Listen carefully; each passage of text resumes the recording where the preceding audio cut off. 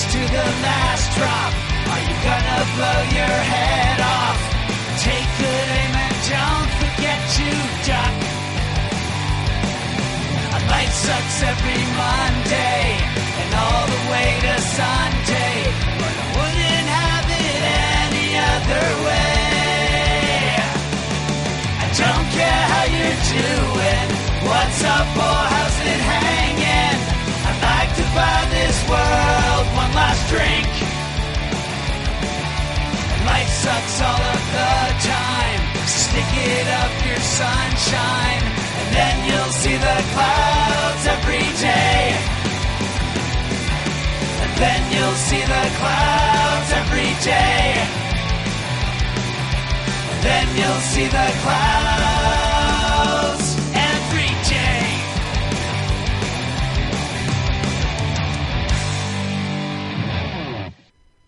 Welcome to The Crazy Life, everybody. This is going to be kind of a different show. First, the audio is going to be different because I am in the Salty Language recording studio. So, yeah, Bryan invited me into the studio, so we are not doing tonight's episode via Skype.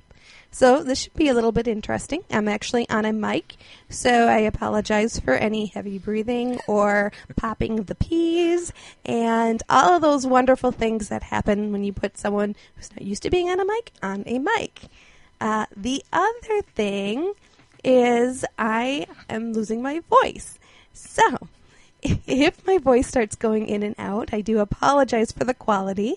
I'm drinking water, so hopefully I can keep it as long as absolutely possible. Can I just title this episode Aaron Neville? Aaron Neville? Because of the way when he sings, his voice kind of fades in and out. Right, exactly. And for those of you who are joining us for the first time, I do apologize. This is not traditionally how we sound, but hopefully it's good and enjoyable and all that jazz. Now that I've made all of the apologies that I'm not supposed to make, because you're not supposed to apologize for yourself, my name is Jen. I am the hostess of the mostest of the podcast, and with me, as always, is Bryan. Hey, Bryan, how's it going? Not too bad. My long-winded intro. Yeah. So, rumor has it you've had quite the weekend. Yeah. Since we recorded last, I had a birthday, and so Wednesday night went out with the family and ate way too much.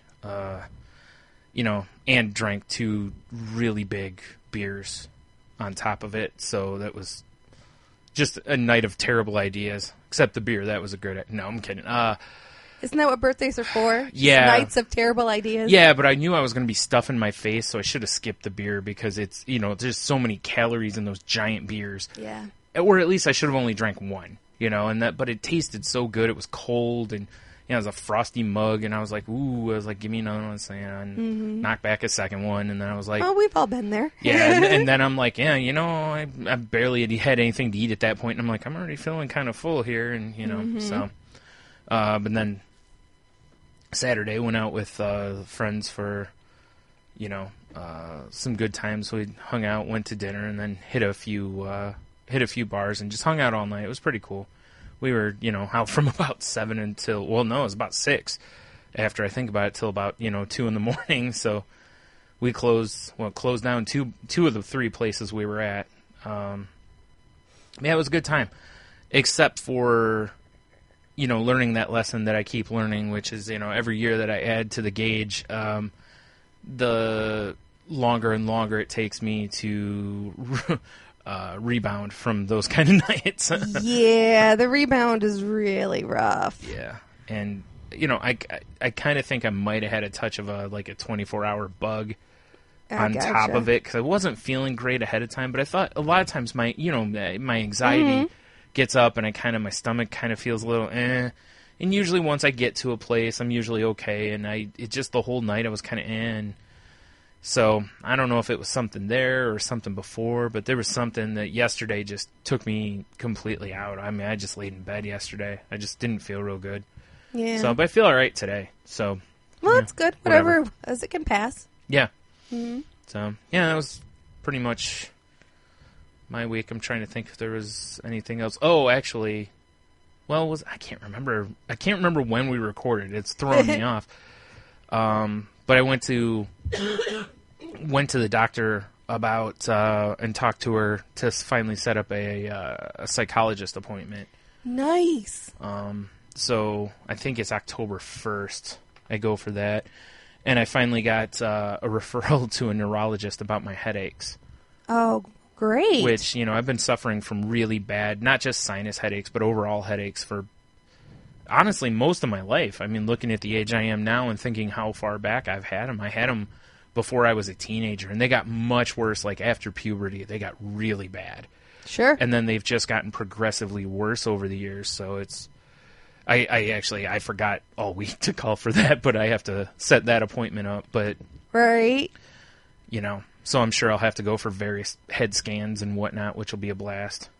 Yeah, I'm not such a big fan of the enclosed spaces. No, me either. So I'm hoping I can have the open, like that they have like open. I don't know if it's an MRI or a CAT scan. I don't know what they send you for headaches. I think I think maybe both. I don't know. So, yeah, not really looking forward to that, but at the same time, it's like I'd really like to have an answer. Aside, like the sinus headaches I know are sinus headaches, and there's the options for that are not great, but maybe I can help with at least the rest of the headaches that I get. Sure. The debilitating ones. The sinus ones I can live with. Those aren't the ones that make you, like, crawl up in bed and like almost cry in the dark, Right. The other headaches are those ones, so hopefully you end up feeling better, and they're able to give you some answers. Yeah. You're definitely on a road right now of really starting to make some positive changes. Yeah. So. Well, my doctor asked me if I wanted to go back on my antidepressant. And I told her no. I said, I really don't. I said, I'd really rather go talk to somebody and then we'll see from there. Right. Because if I go to a psychologist and they're like, we really think you should be on this, even if they're like, maybe let's try this for a little while to see if while you're on this, you can kind of get your legs back under you and get back to where you should be. I think I'm not against the idea of it. I mean, I kind of am. I really don't want to be on them because I really don't want to be on any medicine, Sure, right. But, we'll see how that goes. Well, good. I mean, that's awesome positive steps. Yeah. And it's exciting. Yeah. And I think that's the main thing to really keep in mind. It's not the destination, it's the journey. And it's really about the journey of how you get somewhere. And, it's really, really cool to kind of see and make sure you recognize the fact that taking these steps are big steps. These are big wins. These are things to be celebrated. Yeah. It's tough. It really helps too, because because of the insurance I have and stuff, I kind of have had to go all over the place for different doctors. Like the neurologist they referred me to is in Woodhaven. We're in Temperance. That's in Woodhaven. That's a good almost hour from here. Right. Toledo's like 20 minutes. And like my mom from the head injury she has pretty good neurologist in Toledo at the Toledo clinic. And it's like, really? I can't just go over, or Mercy Hospital in Monroe, which is like 20 minutes. Like they don't have somebody. It's like, man, it stinks because it's got to be somebody on the approved list from the, Yeah. So whatever, But the psychologist I'm going to is in the same building as the doctor. Oh, great. Yeah, so it's like 8 minutes from here. It's it's no drive really at all, which is awesome. That is really, really awesome. Very convenient. And that's what you want. Yeah. For a psychiatrist, you want someone that's going to be fairly convenient for you. Yeah. Now, we'll see because, there's always that potential that I didn't even look to see if... Oh, it's a woman. I was trying to think. I was going to say her, and I was like, I don't remember if it... Yeah. We'll have to see how comfortable I am and what that fit is because, sometimes people and they just don't match up well with the people. They have to kind of find somebody. But, we'll see how that goes. But, right now I'm anxious, obviously. Sure. Because this is a you know, every time I go to a doctor I've never been to before, I'm always more anxious than, like, if I just have a normal doctor's appointment, whatever, you know, but like the neurologist or this, and it's like, I pretty much know what's going to happen. I can look online and see what a typical appointment goes like, and it's going to be similar to that. You know, I can prepare myself, but I just still can't quite psych myself out. Right. Totally, to be like, yeah, let's do this, you know, and even though I know it's a good step. Yeah, and there's always going to be that anxiety. I mean, it's something that we learn to live with. Mm-hmm. You know, you're never going to fully get away from it. Like we've talked about, you know, there's never going to be a cure. Right. It's just... Well, we can't say never, right, but yeah. True. Absolutely. Maybe, hopefully, in the future there will be. But as of right now, there's no 100% cure. No. All you can do is manage your way through it Yeah. through using as many tools as you can possibly get your hands on. Yeah. So, you know, and seeking out and getting help, it's really hard, and it's very admirable when someone can do it. And every step, you may slide backwards a little bit sometimes, but every step forward is still a step forward. Yeah. You know? And it's kind of funny, too, because I kind of, you know, the point of this show is us to talk about this kind of stuff. Mm-hmm. But, like, I'd even kind of thought about just keeping it to myself, you know, kind of a thing. And then I'm like, you know what? No, because, again, the worst thing about this mental illness is that for the longest time, you were supposed to keep it to yourself. Yep. Be quiet about it. And I've said countless times, no, I'm not going to be quiet anymore. I don't care if people are tired of hearing about it. I'm tired of hearing about various facets of other people's lives. So there's no reason, you know, if I have to listen to you about your kids or this or that in your life, you can listen to me about this because this is what's going on in my life. Right. So, you know, I don't think it's unfair. And I shouldn't have to be quiet about it because I'm suffering from this. You know, and it's part of your life, like you said. Yeah. I mean, it's part of who you are. Mm-hmm. You know, and I just don't think it's good to keep it to yourself. You know, it feeds the beast, and that's why I don't like that idea. You know, I saw a guy on Instagram, and I'm not going to name names or anything, but you know, he posted that he admires people who are able to post that because, you know, was it a week or two ago we had World Suicide Prevention Day? Yes. And a lot of people were posting stuff about losses that they had or just like, hey, this is what I deal with and blah, you know, and stuff. Mm-hmm. And I posted kind of a text thing that, you know, was like, you know, good on you. Don't give in to this. Fight the fight. Help other people fight the fight kind of a thing, you know. So but he's like, I admire other people, but that's just not me. I can't do that. And various people were like, yeah, you can, and yeah, you should, you know. And it's like, I don't want to tell the guy how he should because it took me a long time to get to that point. Yeah. But, yeah, he should because the more you keep it to yourself, you know, nobody around you, you can't have a support system if nobody knows. Exactly. You know, and again, you're feeding the beast. The beast wants you to feel isolated. It wants you to be alone. Because that's how it wins. That's how it controls you. When you fight that, and you're like, no, I'm going to go do things. I'm going to tell people. I'm going to this, you know. And if you doubt any of that, there's a scene from Harry Potter. And I think I've mentioned it before, and I'll mention it again. But it's a scene from Harry Potter where he's out, and he's out in the forest, and he comes across these horses that are very strange and unique. And he's talking with Luna Lovegood, and they're talking about how isolated he feels because no one believes him that Voldemort's back. And she tells him the same thing. She's like, don't you think that Voldemort wants you to feel alone, wants you to feel isolated, wants you to think that nobody is supporting you? Because that way, he's already won. Mm-hmm. You've lost all your power. You've lost all your strength. Yeah, because you have no support system, and you have exactly. Yeah, exactly. So, and we all know if it's in Harry Potter, it's gospel. I tease. I make light. I'm of course a huge Harry Potter fan, but yeah, it is fiction. Mm-hmm. I understand that. Yeah.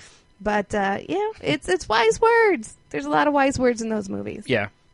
There is, and I'll give J.K. Rowling a lot of credit for that, in that she's been very vocal about stuff like that. Like I can't think of how to word it, but because I can't remember if she's been like an advocate like for helping with mental illness or if it's whatever the context of it is. But I know she's pointed out stuff like when people have, hey, this did this for me, and she's like, that's kind of why I put it in there, which, you know, you could always chalk that off to, you know, when I was in art school, a lot of times people would be like, I love this. It makes me feel like that. And I'm like, oh, yeah, it's totally what I was going for, you know. Right. Like I've said before, you know, art school is it's like 50% work and it's the rest of it is just making things up. You know, I mean. Right. But similar. Mm-hmm. But she does touch on a lot of heavy subjects and stuff, and she does it very well. So, you know, they're very popular for a reason. But that's really a wide blanket.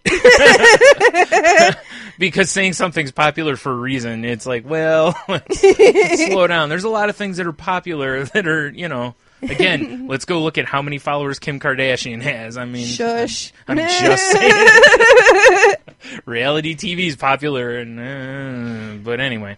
Oh, and I just got to see the board pop when I laughed into it. Oh, yeah. Yeah. It'll do that. Yep. Whoopsie. I guess I got to back away from the mic when I laugh. Yeah. Well, anyways. Or when you, like, guffaw, you know, it's just, bah! You know. Exactly. Well, my week has been very interesting. Since I last talked to everybody, I've actually gotten engaged. So, yeah, it's exciting and wonderful and scary. And, yeah, it's really, really odd. And it's so funny because I spent a good portion of my life never thinking I'm going to get married and actually coming to terms with the fact that I'm never going to get married. So in the last year or so, when that seemed to be an actual option that my life might be going in that direction, I've kind of been trying to wrap my brain around it and kind of, you know, it is something I want. So, you know, but it's from my mental side of things, it's really, really odd because it's a struggle with myself and my self-worth. I really had a hard time accepting, especially in that moment, I really had a hard time accepting that someone wanted to be with me for the rest of their lives, that they wanted to be permanently attached to me, you know, and it makes no sense because there's never any, and, you know, he's been nothing but supportive and wonderful, and he's, you know, never given me any reason to doubt his feelings or doubt him in any way, shape, or form. It's all in my head, you know, and and I know it's all in my head. So it's like, it's that constant struggle of making sure that I recognize what's real and what's not real. And then, and it's, when it happened, he surprised me. He really, really surprised me. Even though I knew we were probably going to be getting engaged soon, he caught me incredibly off guard. And so I was so shocked. I think that actually the first words out of my mouth were, "Are you serious?" Because I was so shocked by the whole thing. And then I started laughing and crying hysterically, which is not 100% unusual for right. a new bride, you know, a new person that just got engaged, a new woman to get engaged. So that's not all that unusual. But I was in such a weird space, and thankfully I was around some friends and stuff that kind of knew about me being bipolar. And more than once I kept asking him, I'm like, is this a normal reaction? Am I overreacting? Am I underreacting? You know, because it's just like I was so lost in the moment, and like my emotions were so out of control and everywhere. It's been so long since I've had that loss of control. Oh yeah, right. Because and like the medicine and stuff I'm on, I'm staying in right, control. Yeah, exactly. Because that's what it's supposed to do. Yeah. That's why when you told me this, you know, and I told you, I was like, you know, I think this is one of those few times in life that, as much as you and I both do that, is this normal? Is this like not normal? I don't want to go back to that word because we already talked about the normal thing, but it's like, is this what, you know, society traditional? Like, is this how people typically react? And it's like, that's one of those circumstances that, like, there's no right or wrong for. It's however you feel right then, that's right. It's, there is no overreaction. I guess there could be an underreaction depending on, True, right. But then again, if you're somebody who isn't a kind of person and you're just like, whatever, that's who you are, that's fine too, But I think it's one of those times in life you're just in that moment, and if you can just live in that moment, really, that's all I strive for. I wish I could just live in the moment more. Yeah. Like I said, I remember, was it Grant from 7 Days Geek and the Stranger Cons podcast posted on Twitter the one day, like, what superpower would you have or something like that, and mine was like, I just wish I could live in the moment. Like, to me, and I had someone respond to me, and they're like, that's not a superpower, and it's like, come live in my head. Right. Sometimes it is a superpower. That would be a superpower, because I have a very difficult time doing that. Yeah. Because I'm always, wherever I'm at that time, I generally am, like, thinking back or thinking forward. Like, what do I do next? Or what am I supposed to do? Or what should I have done? Yeah. So, in this case, though, it's like, you should just be whatever you are at that point, and that's basically it. To the good or bad. Like, you see some women where they're like, no. Right. And it's like, but that's how they feel. That's the dice you roll. Generally, you don't ask unless you're pretty sure, but right, you never can be 100% sure. Right, there's always that chance and stuff. And so, it's going to open up, this is, because we want to get married in the fall, beginning of fall, end of summer of 2016. So probably around this time next year, I'm going to be getting married, and they have we kind of got a loose list of guest list and stuff, and I wanted to keep it small because of how, I shouldn't say unstable, because I'm not unstable. I'm fairly stable, but it's just how volatile things can be sometimes for me. Right, and even that feels a little strong. Like, volatile feels like a harsh word, but I know what you're saying. Exactly. Yeah. I just, and it's harder for me to control things when I'm the center of the tension and there's a lot of people around and stuff. So it's harder for me to keep in control of where I'm at. For say, like, every 10 people you add to that, it's like it adds another ring of weight to your shoulders, kind of a thing. Yeah, and again, so, whether or not they do it or you just perceive it, and I guarantee you, what we're looking at about 150 people. Yeah. Now, these are 150 people, all who love us. These are family members and stuff who love and support us and would never dream of making us feel bad, or I should say me in particular, not making me feel bad or judging me in any way, shape, or form, or just there to support me. No. They'll judge you. Every wedding everyone goes to, there's a lot of judgment involved in. Yeah. But it's generally not directed at the people unless they go into that, like, crazy mode, like the bridezilla, for lack of a better term. Or, like, if people start acting, like, tyrannical while they're doing the wedding stuff, then it's like, God, can you believe that they're so married? We've all been to weddings where that's been the case. So, but yeah, I know what you're saying. Yep. Well, my goal is, kind of twofold. I've really been thinking a lot about this. I've got an amazing best friend who is, of course, going to be my maid of honor. My mom is absolutely wonderful and amazing, and so is his mother. And so there's a couple of his cousins that are just awesome. So I've already kind of have a group of people that I'm starting to build my support system. Exactly. Yep. So I'm kind of building my support system up around me.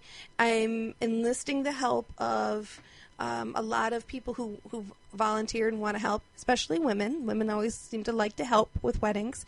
So I'm going to do a lot of do-it-yourself stuff and decorations to get people involved in different ways to take the pressure off me. But I also kind of sneak in there that if they mess it up, they can't really judge it because they were part of it. So if it doesn't look so good, they have an ownness in that. This thing's uglier than sin. I just put a bow on there because she wanted me to. It's still ugly as hell, Exactly, right. But so I think that's kind of where I'm going with it. But I've also, I've talked to a few people, and I've got to make appointments with both my doctors and let them know what's going on because we may have to adjust things. Well, again, like you just talked about, you're setting your support system, and your the professionals you go to are part of that support system, or you're realizing that you may need them to be. So It makes sense. Exactly. Yeah. And I'm really trying to get in front of it. Yeah. You know, I'm not trying to anticipate disaster, but I'm trying to make sure that I'm setting myself up for the best success I could have. Yeah. Mm-hmm. You know what I mean? Yeah, it totally makes sense. You know, it's no different than the idea of, you know, an athlete bringing in a specialist to help them with their delivery or something like that. You know what I mean? So that when they go get on the field, they're at their peak, you know, so that their chance for failure is at as low as possible. And you're doing the same thing. Is you don't want to get swept up in the anxiety to where that ruins the experience or your day or any of that kind of thing, you know. So exactly. Yeah. And I'm really thankful. I mean, I've got some really strong women. You know, my best friend is a tiger when she needs to be, and that's the people I'm going to need. I'm going to need people to kind back of off. Yeah. To be my protectors, to kind of help me through it, and then I'm just going to have to really make sure that I'm as vocal as I can be about what I need. Yeah. You know, and tell people what I need. Right, and not let people try to take over, because that's, you know, how many stories have you heard about somebody's wedding and they're like, my this or that, they just kept trying to impose, and it's just this, you know, and like, well, just be more vocal, that's all you can do. Well, I don't want to hurt any feelings. It's like, tough. I mean, really, they're not really paying that close attention to your feelings, so why should exactly, you do that? yeah, exactly. It's like, why are you letting them take the gloves off, but you're still wearing them, you know? Yeah. So it's going to be a fabulous, wonderful journey, and I'm really looking forward to it. I mean, I think I've said similar things for the last, you know, few months. I've just been really excited and having really wonderful things happening to me, but I just have to make sure I'm really focused. Even when you're having these wonderful things, you have to really make sure that you're even more vigilant and aware of where you're at with stuff. Well, yeah, because you've been talking for the last few weeks about how sometimes your balance is off and whatnot, and this is going to probably, I don't want this to sound negative, but severely tip the scale. Oh, yeah. You know, and you know, to where you've got to figure out that counter to it, like how can you do, you know, because obviously you got a lot of stuff to do, but you also need to make sure that you're dialing it back to where it's something you can handle, and you still have your recharge time. Yes. You know, because you don't want to use all your recharge time doing this, or by the time it comes, you're going to be. I think in a lot of ways, I think that's how some people end up in that. And I'm only using Bridezilla because I don't know what the male equivalent of it is, but we'll just, you know what I mean? Like, when you just become a kind of a jerk as the wedding planning goes on, I think that's how some people end up there, is they get so frayed from everything across the time because it is so much for a lot of people to handle. And I think that's what, you know, so you don't want to become that, or you don't want to almost resent the thing, you know? Yeah. And that's the one thing I don't want more than anything else. I want to make sure I keep focused on the whole purpose of it, the point of it, and not start dreading the day. Yeah, exactly. You know, that's what I was saying. Like, special. Finally it's over. Yeah, exactly. Like, I mean, don't get me wrong. There's probably an element of that no matter what. Well, you're going to be exhausted. Because it's a lot to plan for, and then it's a big... You know, you know, it's like, you know, we've talked before about, well, like, being on. Yeah. You know, and it's like, that's like the ultimate on day. Right. You know, because almost from minute 1 to the last minute of the day, you're on, essentially. So, and it's not even usually just one day. It usually turns into like 3. Well, yeah, because you have the rehearsals and stuff. And then you get the wedding and the reception, and then you know, usually people come over on the day after to help you open gifts and this and that. I mean, it's just it's so much. And again, it's wonderful people. So I mean, I don't want to. Yeah, exactly. You don't want to be right. Yeah. It's nothing to do with anyone else. It's everything to do with me. Yeah. You know, and I think that's going to be, that's my challenge to this whole thing, is making sure I can communicate. I'm just laughing at the juxtaposition of you just saying, you know, it's not everybody else, it's just all about me. Oh, geez, and then the whole wedding Zilla. concept, that's my whole thing. Like, for years, I'm always like, God, it's like what always drives me crazy for weddings is how there are a lot of people that give zero consideration to anyone else, and it's like, including the groom, right? And it's like, I think you should give other people a little consideration. Ultimately, yeah, you're right. It's your day because you know, you're paying for things, and it's about celebrating that. But you should also try to make your guests comfortable and, you know, those kind of things a little bit too. But, you know, so it was just funny to me. Right. It's all about me. It's all about me. It's like, wow, you just started. You've already way past go, and you're rounded into like boardwalk already.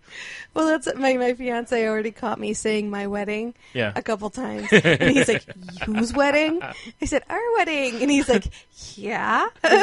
He's like, this is not your wedding. This is our wedding. And I'm like, okay. He doesn't understand how things work. Because, yeah. Well, I've already started throwing a bunch of different stuff at him, and I am trying to be the cool bride. And I'm allowing him to listen to me. I'm allowing him. Okay. I've told. Anyway, we're hearing, folks. What we're hearing is Godzilla being loosed on Tokyo. Like Godzilla's just stretching right now.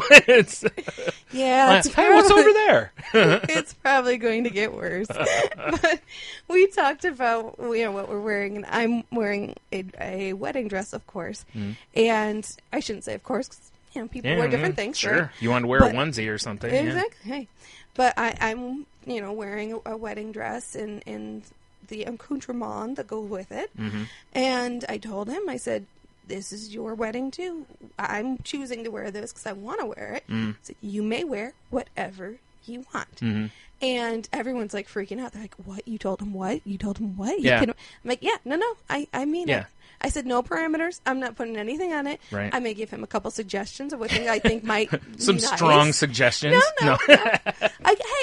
I've mentioned. Right. I've mentioned a. Like, I don't know what happened to your sleeveless T-shirt. Exactly. No, I also don't know who started that fire. In your shorts? I haven't seen them. I don't know. No. Like, I'm not letting you... I'm sorry, but I'm not letting you dress like you're walking down the ramp at WWE. I did mention... Unless it's in a Ric Flair robe. Well, yeah. Well, of Woo! course. Yeah, that's a mandatory. Yeah. But that's how you do it in style. Exactly. I did mention even a velvet smoking jacket would be fine and stuff. He's like, classy. Okay, I could do that. You know, I'm like, maybe striped zoot suit. Yeah, bad. That's probably a bad idea. Because in 10 years you'll look at that picture and be like, what the hell was I thinking? Exactly. He will. You probably will too, I would think. But not even a few years. Just kind of 10 minutes. Yeah, exactly. Yeah. Once I get the pictures back, going, oh, that was a bad choice. Yeah, somebody will just show you a picture off their phone and you'll be like, oh. Exactly. Like, good thing Photoshop exists. Photoshop him into a nice, a nice tux. Sure. $1 Million Man wrestling tux, Exactly. No, I mean, I'm sure everything's going to be fine, and I am really trying to make sure I keep my focus, and I'll probably end up having to do, like I've already, mentioned to a couple people, I'm probably going to have to do reminders, like make Post-it notes or pictures or whatever to kind of bring in my face that, like the our wedding, not my wedding, things like that.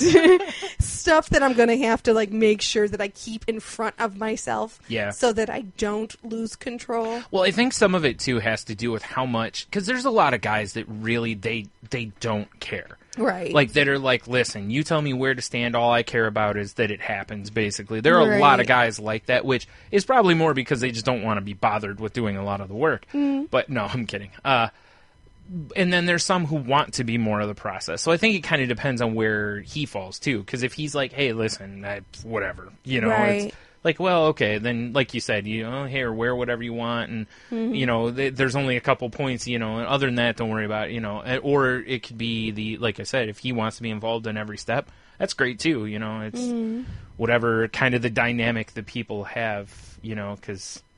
Well, I think we're going to probably hit something in the middle, because I think it's just too overwhelming.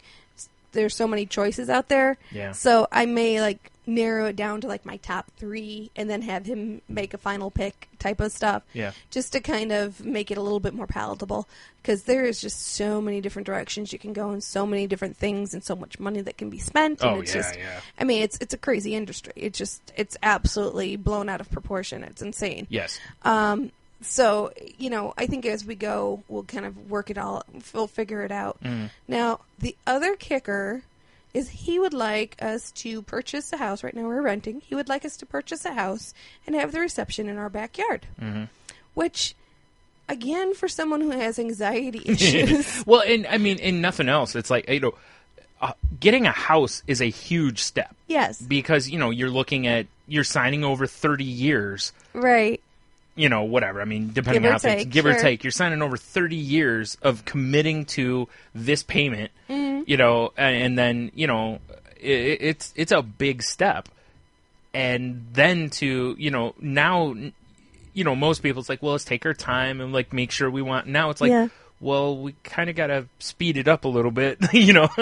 Exactly. So we kind of have to, you know, speed up the house hunting process. We have to kind of decide on what we want to do as far as that's concerned. We got to keep in mind the space if we want to have enough space for a reception. And because of how venues book up, if we don't get a venue booked right now, if we're rolling the dice on having a house, then you definitely, and you mentioned to me earlier when we talked about this, but you definitely have to have a deadline for, we have to decide either way, you know, because if we're not going to do this, then we have to book something, because otherwise, I mean, I'm going to find myself 2 months away from a wedding and not have a venue booked. Right.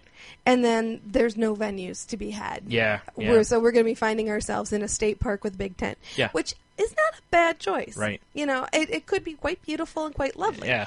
So, but it's just a lot of extra pressure right on the very tail end of, you know, of the planning period. Right. So it's going to be interesting to kind of see how things fall into place. And I think a real challenge for me to, again, you know, trust people, to really practice what I've preached to you guys for a long time here, you know, since we started. I'm going to have to really make sure I'm taking my words to heart and acting upon them, and make sure I surround myself people to check me.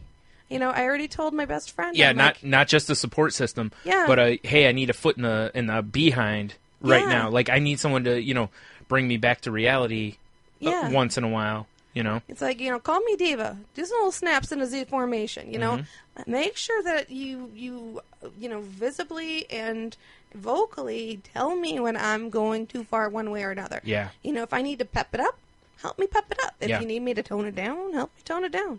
Because all of those things are going to happen. I'm going to underreact and overreact. Well, yeah, because again, you know, it's hard to find balance with the, you know, the stuff you're already dealing with, just a normal everyday type of thing. So like you said, you know, this is going to tip you kind of one way, and you know, like you say, you be careful that you don't overreact to kind of try to right the reins and go too far. And then, you know, if somebody doesn't help you back in check, then it's like, oh, this is just as bad or worse, because now you're not, you know, you don't care, you're not doing enough now, kind of a thing. So yeah, and instantly you're on that wonderful teeter-totter. Too high, too low, too high, too low, too high, too low. Constantly overreacting to to counter an overreaction. Exactly. Just in the long run, you're like, this is just all terrible ideas. Exactly. And I'm going to be working with a lot of my fiance's family throughout this whole entire thing, which is exactly what I want their first impressions of me to be. He's like, my gosh, she's all over the place. You know, she's high, she's low, she's high, she's low. Yep. We don't know if she's going to be crying or laughing. What the hell? Yeah, well, That's pretty much. Yeah, that's pretty much. Yeah. And for the record, folks, if I hadn't mentioned it before now, hysterical laughter, hysterical crying at the exact same time when he asked me. Yeah. Yeah, for a good 3-4 minutes. Right. And anyone who listens that knows you is probably, like me, not at all surprised. No. Only a little, because the only reason I think a little bit is because of where you're at and the medicine you're on. Right. Yeah. The fact that I was able to break free from that medicine.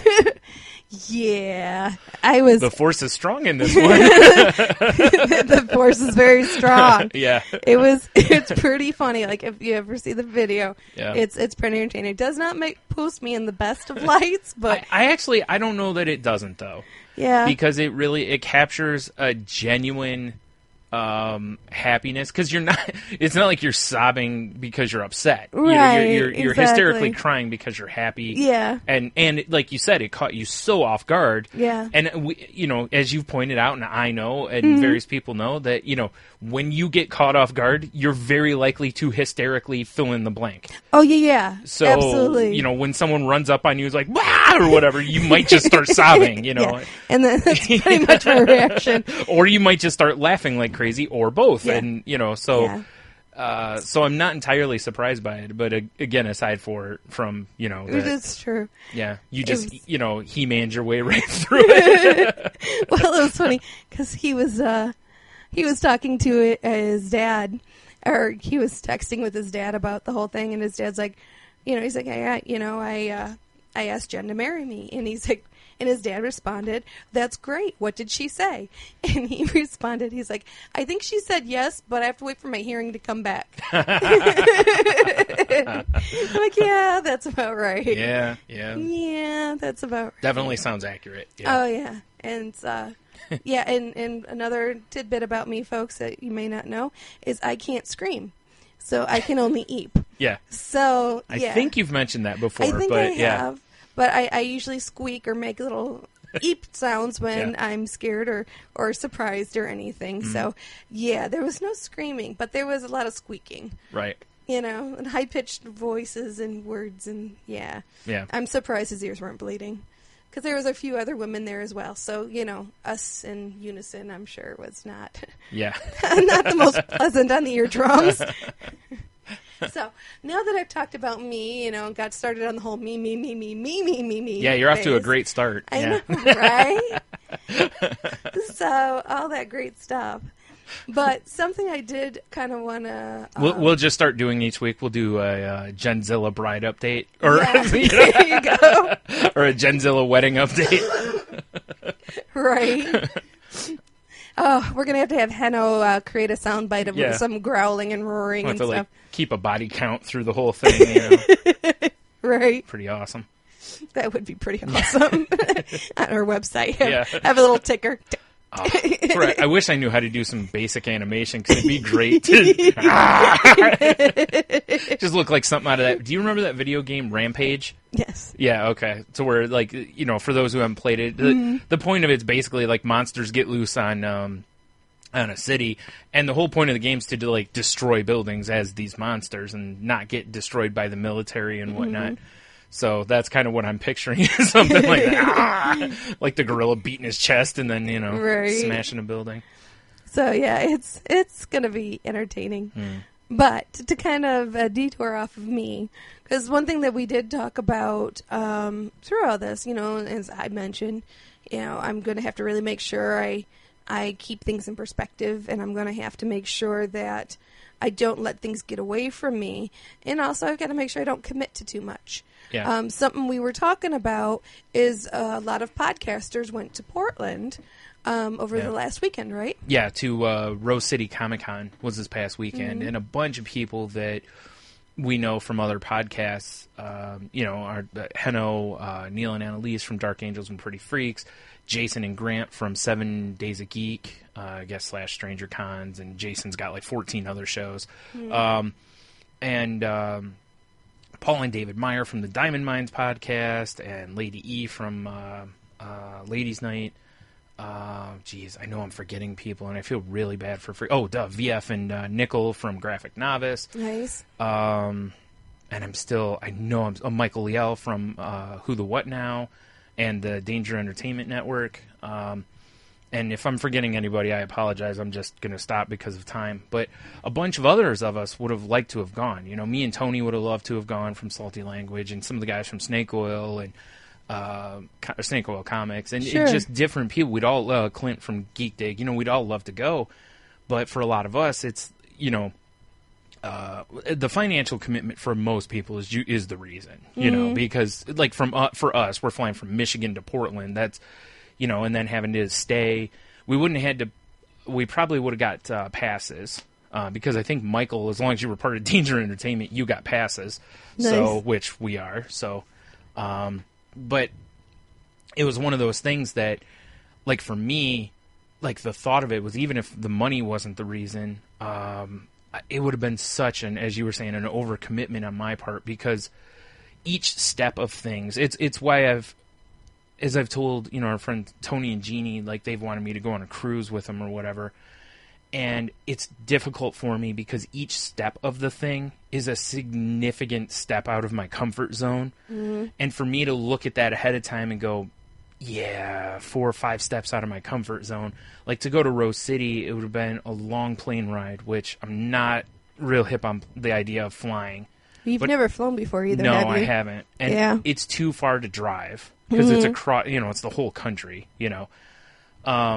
Don't get me wrong, I'd be down if with the right people, I'd be down for a cross-country road trip to it. But sure. Because that I can handle because we can get out every once in a while and just stop and eat or, just take breaks.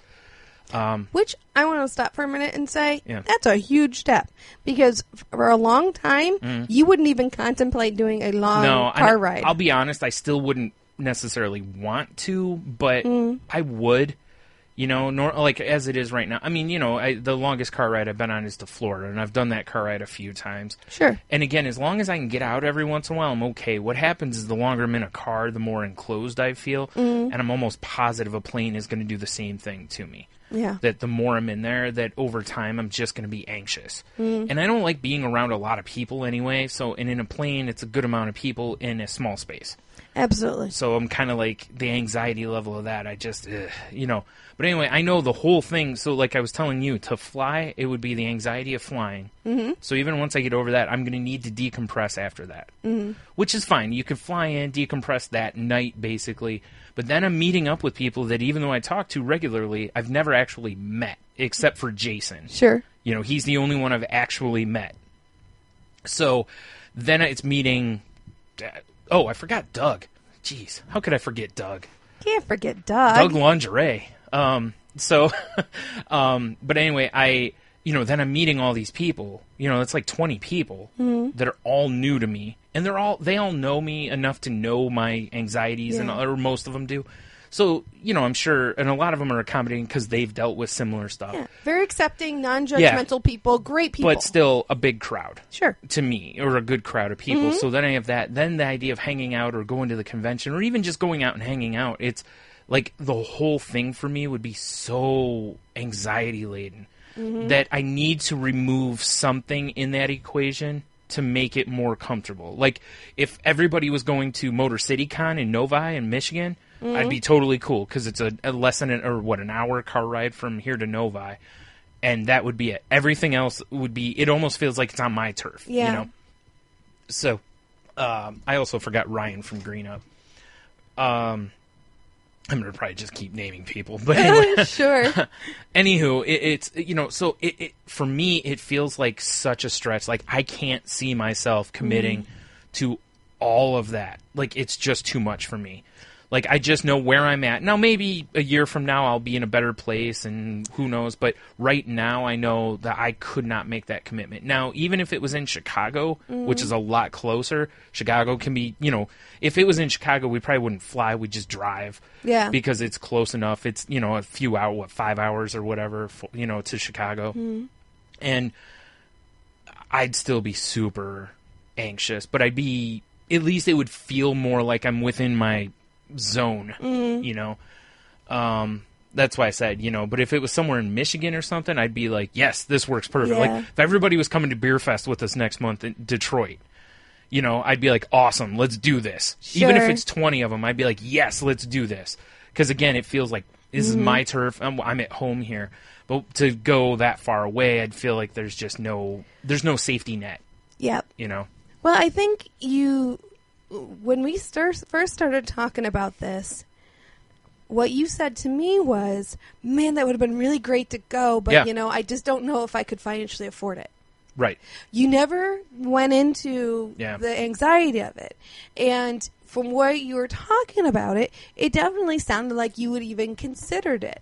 And they thought about that and stuff, which is great. Those are huge steps because that's stuff that you've not done before. Right. That's stuff that you would never even dream of considering. Right. Now, in the scheme of things, I think your decisions are correct, where even if it wasn't about money, I think there's just too many steps at once, which is, I think, a big lesson for everybody to learn, is you get excited, you're making progress, so you overleap. Yeah. You know, you do too much at once. Yeah, exactly. And then you set yourself You go to back. the gym, you're feeling good, and then you're like, I can do 300 pounds. And next thing you know, you're at the doctor's getting a consult for surgery. Exactly. So we don't, when you're pushing yourself, it's great to do that. And please, push yourselves, because that's part of it. You have to push yourself to try new things, to do different things. But also just be aware that, you don't want to overdo it.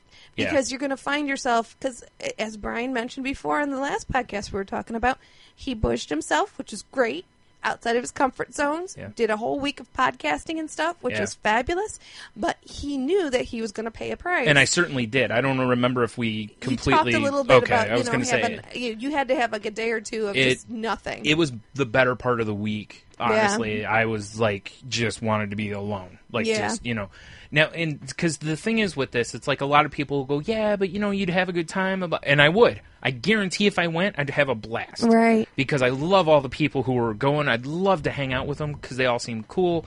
We have a lot of common things. Mm-hmm. I love comic books, so, there's that.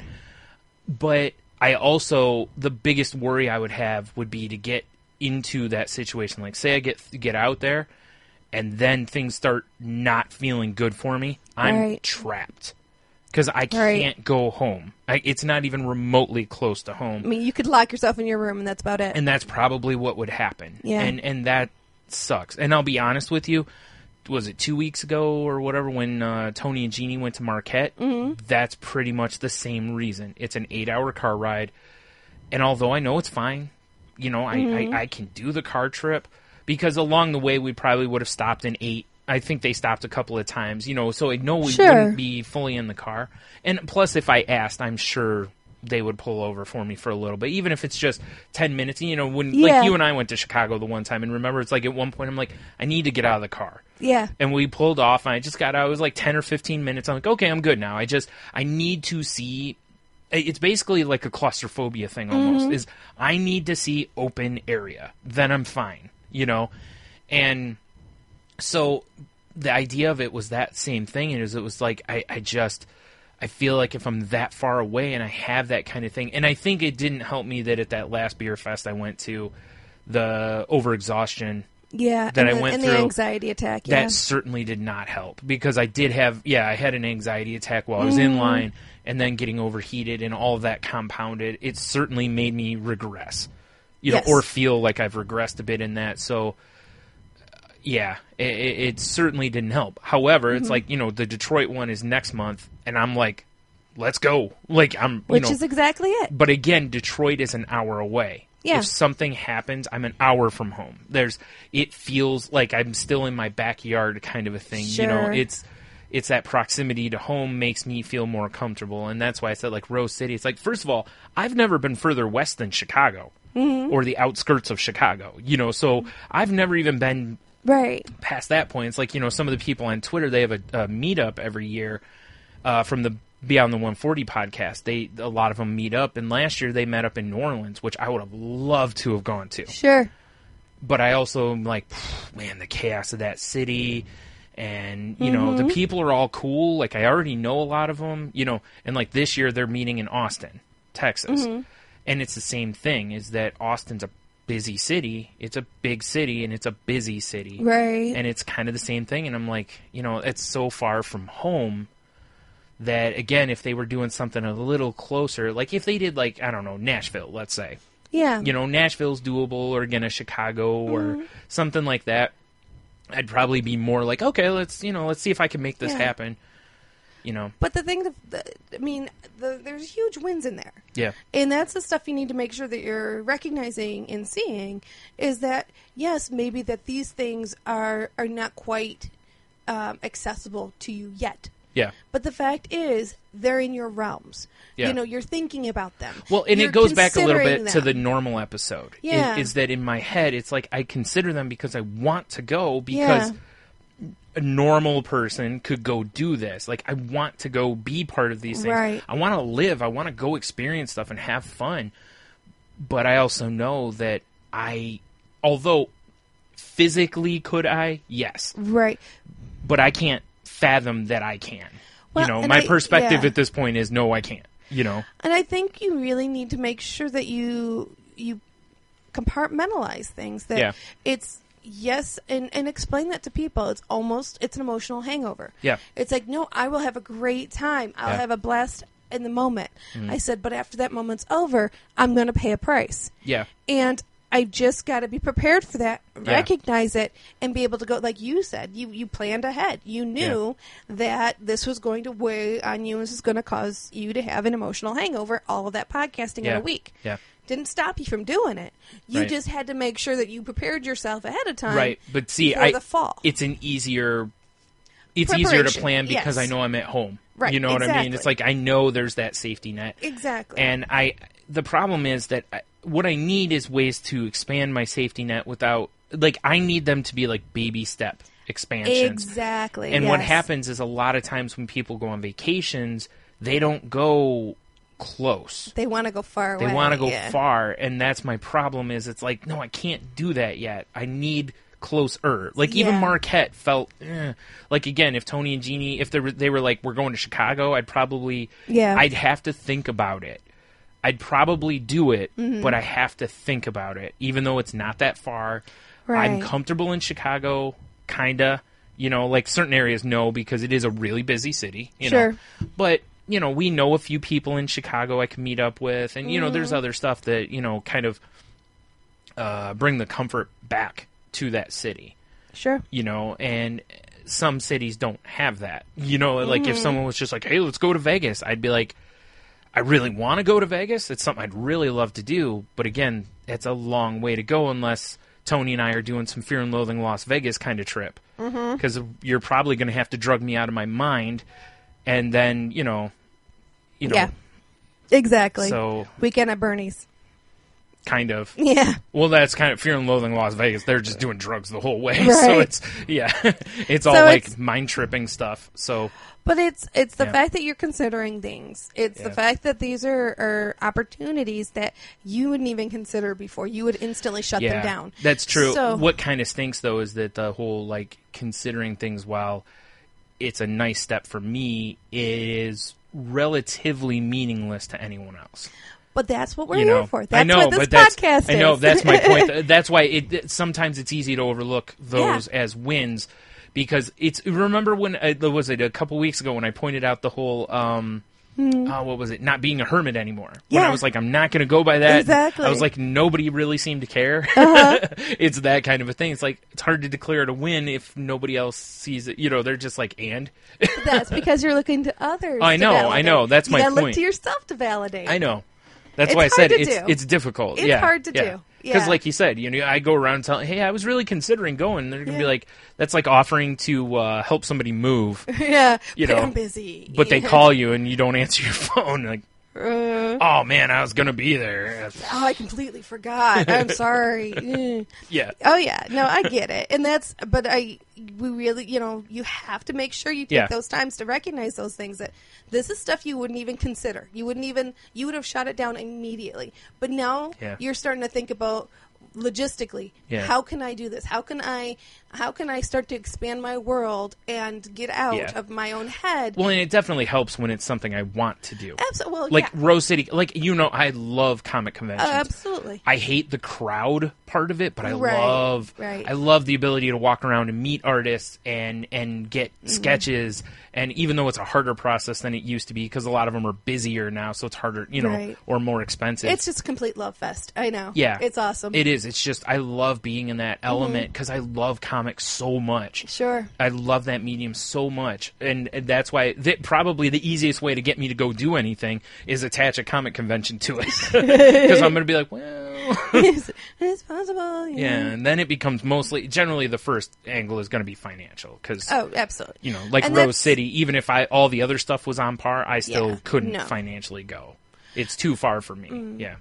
But that's okay. And that's, it's links in a chain. Yeah. You know, if you try to, break 3-4 links at one time, it's not going to break. Yeah. But sometimes you can break just the one link. Well, that's why I mentioned on Salty Language this week, I told Tony, I was like, we need to get everybody to come to Chicago. Yes. Because I really think Chicago fits a lot. It's doable. It's a doable market for all of us, I think, or a lot of us. But at the same time, it's like, it's one of those where I would, there's times where kind of it's so weird dealing with this stuff that I deal with, because there are times that in my head it's like, no, this is not stopping me. Like, I will be as stubborn as can be and fight this with everything I have. And it's one of those, we talked before, like on some days you wake up and you're like, I'm doing all the things today. Yeah. And then you wake up the next day and you're like, nope, and turn back over in bed. And then it's kind of similar to that. There's just certain things that I'm like, there's nothing stopping me from doing this. Like, I am not going to let anything. And, and I've gone to different things where I've not felt good and different stuff to where, like, normally that would be like, I can't go because I don't feel good, or, And I think, like, Chicago would be that way. Like, to go to, like, C2E2 or something like that. It's that kind of a thing, is I think I would be, like, defiant. Why don't you set it up? Well, I kind of thought about it, but I don't know. We'll see. I always have a hard time trying to convince people to do something that's a large financial commitment. Yeah, I know what you mean. It's like, I've never felt comfortable doing that, because I always feel uncomfortable when people do that to me. Right. And I'm like, because it's like, I don't want to put people in a position to where they got to go, I really love to, but I feel bad. Yeah. You don't want to make anyone feel bad for any reason. No, because everybody's got their things, Like, exactly. I mean, Nickel almost didn't go to Rose City because he's got a cabin that they're throwing a lot of money into, because they just got it and they're trying to fix it up. Oh, sure. Yeah. So everybody's got their stuff. Yeah, he actually, as of their last podcast, was like, yeah, I don't think I'm going to be able to make it. And then he ended up being able to go, which was awesome, because everybody got to, meet him and stuff.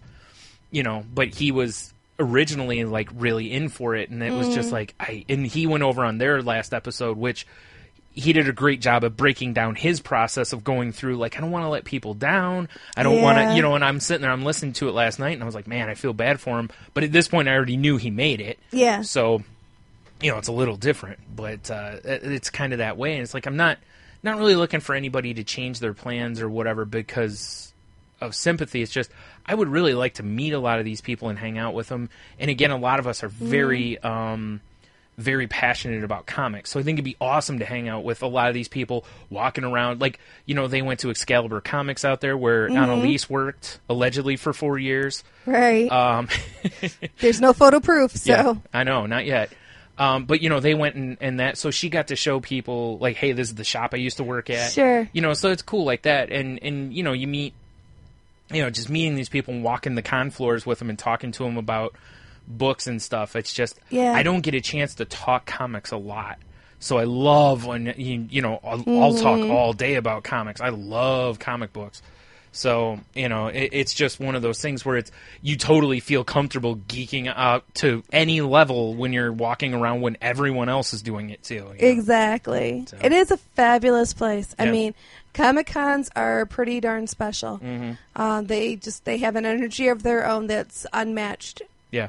Well, I think it's anything that there's a convention for, because no matter what it is, when you have a group of people that are incredibly passionate about one topic coming together. Sure. Because, Walker Stalker Con does a few shows across the show, and they're about zombies and whatnot, and people just rave over that convention. It's not for me because I'm not a huge zombie fan. Like, don't get me wrong, I get free passes, I might be willing to go, but sure. I really don't want to pay $40 to get into a place because it's not for me. Right, it's just not your thing. But I do know people like Rambo from Little Punch Drunk went to, they set up, I think, in Orlando at the Walker Stalker Con, or he was involved in, it was the after party. That's what it was. Gotcha. But, he totally into that. Oh, yeah. That's totally his scene. Thing, yeah. That's awesome.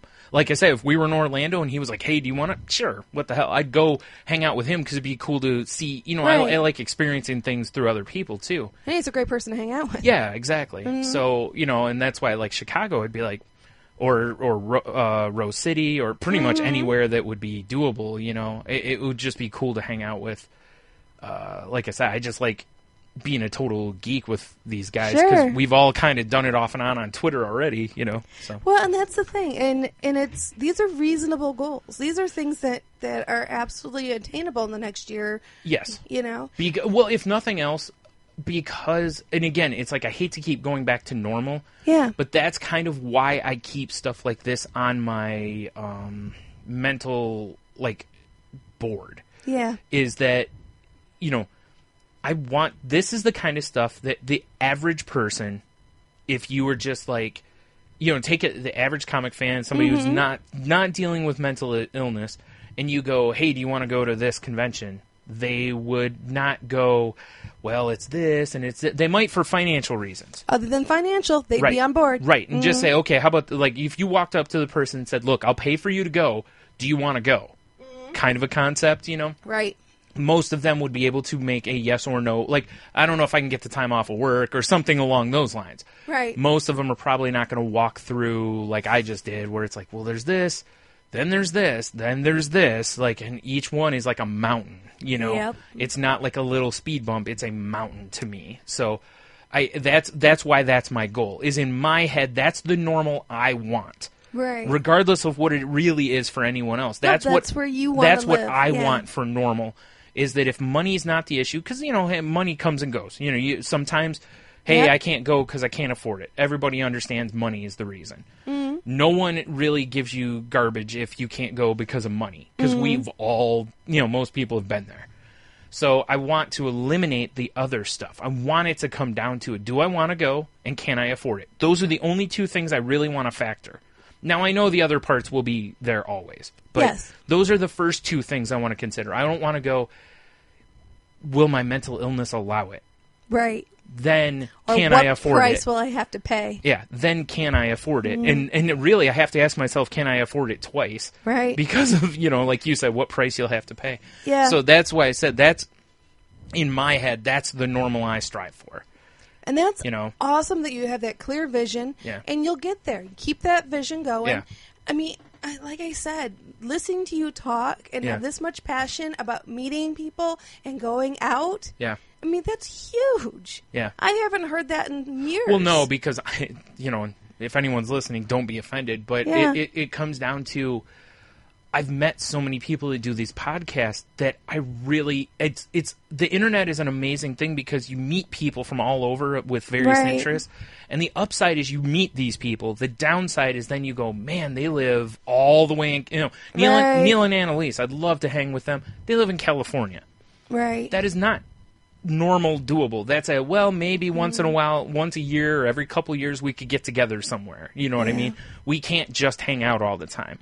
And then there's some like Jason and Grant. They live in Grand Rapids. That's only 3 hours from here. That's doable. We could meet up from time to time and hang out. But it's still not an all the time thing. You know what I mean? It's still an every once in a while. So it kind of stinks with that. And then we meet like the girls from Cocktails and Centaurs. Yeah. They live right here in pretty much in town. Anytime we want, we could go hang out with them. So there's all those facets of... Right, there's different layers and stuff. So it just comes down to... There's a lot of these people that I want to meet because they're kindred spirits. Yeah, we just get along so well. And same with ones I've talked to on like Kick and stuff. There's a lot of those people. It's like, man, I wish we could hang out. Like the one group I'm in, there's a really small group. Was it two of them live... Like, one or two of them live, like, way on the west coast of Canada. One lives in Alabama. I live in Michigan. One is in, like, Boston. You know, one is in, I think, the Toronto area. I mean, we are spread out. Yeah. I'm forgetting. Oh, and one's in Florida. I was going to say, and one's in Texas. You know, we are really well spread out. We would all love to hang together, but that's... Right. Aside from, like, you know, one of those meetup kind of a things, it's like, this is probably not going to happen. Exactly. We'll just hang in the group chat and... Yeah, exactly. You know, and we can be friends here. Yeah. Yeah, no, I get what you're saying. Yeah. You know, it's like if you're near one of those areas, sure, you know. But otherwise, it's like, yeah, you're probably not going to catch everybody at one time. You know, I missed an opportunity last year. There were, 2 or 3 of them were in Toronto for a meetup. Oh, gotcha. And someone else I talk to regularly lives in Toronto, so there was an opportunity. I could have met a good amount of people, but again, I couldn't afford it. So that was, and these opportunities will continue to happen. Yeah. The more you put yourself out there, the more opportunities will come your way. Yeah. And each opportunity is a different one. Mm-hmm. So you get to look at each opportunity and say, okay, where am I at now? Yeah. Is this doable? Can I make this happen? Yeah. And you've got some really great support systems that will go with you. Right. That understand to the best of their ability what you're going through, and as long as you can vocalize where you're at with things, they're more than willing to help you with any of the down stuff that they can. Yeah. So you're in a really good spot. Yeah. I'm in a position to where I could be in a really good spot. Like hopefully I'm heading toward a really good spot. Like, I don't really consider myself in a good spot right now, but I feel like I could be, and I'm trying as hard as I can to get to that point. And again, that's why I went and finally, I finally set things up with I can't remember this. I think it's a psychologist, but I can't remember if she's a psychiatrist or psychologist. But either way, psychiatrist is a individual. Psychologist deals more with society. Okay, still don't remember, but but that's why I went and did that, is because really the options for somebody with what I'm dealing with are there's therapy and there's medicine, or a combination of those things. And, I'm not on the medicine. I'm not in therapy right now. Well, something's got to change. Something has to give. I have to. Pretty much you're playing with fire right now. Yeah. You're walking a tightrope, and so far you're doing good. Your balance is holding. But I'm really not. But because something could I'm not, tip you. Yeah. At best, I'm treading water. Okay. You know what I'm saying? It's like at best I'm treading water. Because I'm certainly not. Even when I'm making little wins, they're not adding up to larger victories. Right. And then you're not moving quite as fast as you'd like. Or probably even should be. Yeah. Like to actually go, you're not on medicine, you're not in therapy, I probably should be making bigger strides. Yeah. But since I'm not, then it's like, you need these, you need this help, so. And that's all that matters. It's like you get the help that you want and you need. Yeah. And you make it work. Well, yeah, because, you've got to be receptive or there's no point. Exactly. So that's been a problem for a while, is I've known that I need to go to some sort of therapy, and I just haven't done it because I haven't been as receptive as I needed to be. So, I think that's kind of both of our wins this week, is awareness of where we're at, awareness of where we want to go, and an awareness of what we need to do to get there. Yeah. So, I think that's a huge win, is being aware of the things that you have in front of you, and also where you're at right now. So, with that being said, I think we probably need to wrap up. Yeah.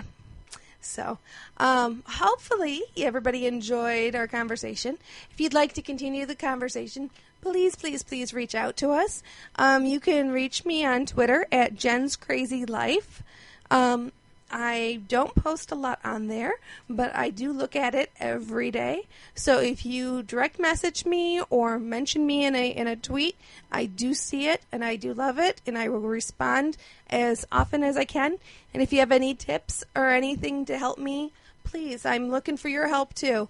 I need your support and help keep me on the right track. All that good jazz. So, that being said, how about you, Bryan, if they want to continue the conversation with you? They can message the show at the Crazy Life Pod on Twitter, if you'd like to. Usually I just pretty much post that, the new show is up and whatnot, and I keep meaning to do more with that. Like, occasionally I'll post, like, an article or something that I find. But I want to get more active with that, because I really think from time to time it'd be good to do. It's just tough because I run my own Twitter. I do the salty language one, part of the day. Tony does it part of the day. I do the other part of the day generally. And then to do another one, it's kind of, it's just time consuming. But you can reach me on Twitter at Stunami. Or if you want to check out, the other podcast I'm on, it's at salty_language. Or you can just go to Salty Language, and there's all the links and everything for that podcast. And then, as always, our opening song is done by our friend Heno. You can find him on Twitter at IdaHeno, or if you're on SoundCloud, you can look up Monkey Tongue Productions, and there's a a good sampling of music he's done for other podcasts and such. So if you have a podcast and you're looking for someone to do some music, he might be willing to help you out. He's also on Angela's awesome podcast. Right. Well, he's also on Moving the Needle, Gotham Lights podcast, Inglorious Gentlemen. And then he's guested on like everything. Which there's tons of stuff you can find him. But I did want to mention Angela's awesome podcast because I've started listening recently, and it's really awesome. I think that a lot of times we're pretty much on the similar track with a lot of things. We've actually had a few weeks to where we've actually lined up almost perfectly and not known it. Like, I haven't listened to their show yet.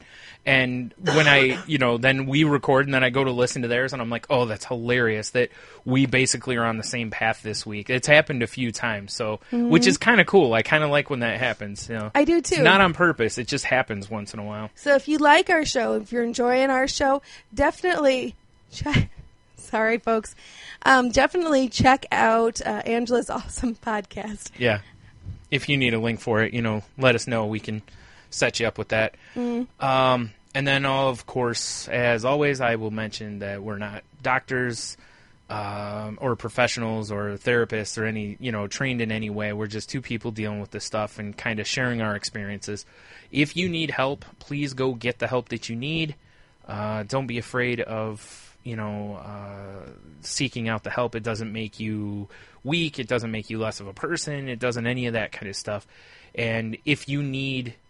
And if money is the reason you're not doing it, look into, contact your Department of Human Services in whatever state you live in. There's probably some sort of a program where you can get free mental health or lower cost, or there may be, a discount kind of a thing. There's a lot of programs in a lot of states for that kind of thing. So if you need it, look into it before you just dismiss it as you can't afford it. Exactly. And also, there's a lot of insurance companies that automatically cover mental health stuff now. So, like I said, there's a lot of options out there for mental health. And if not, there are places online where you can get, you can at least talk to people. So at least do that. If you're in a dire way and you're thinking about taking your own life, please don't do that. Please contact the suicide hotline number before you do something like that. So, we don't want to hear about anybody killing themselves. There's already too much of it. Right. And remember, everybody, it's all in perception. It's how you're looking at things. In that moment, it may look as dark as it possibly can get. The next moment, it may not be that dark anymore. So you just, hang in there, wait it out, get the help you need, get help changing your perspective on things, looking at it a little bit differently. Because you'd be surprised. Things aren't quite as bad as it seems sometimes. Yeah. And even if it is as bad as it seems sometimes, nothing wrong with getting help and reaching out and asking for help. So get the help that you need. With that, I guess we're going to say adieu, and we will talk again at you next week.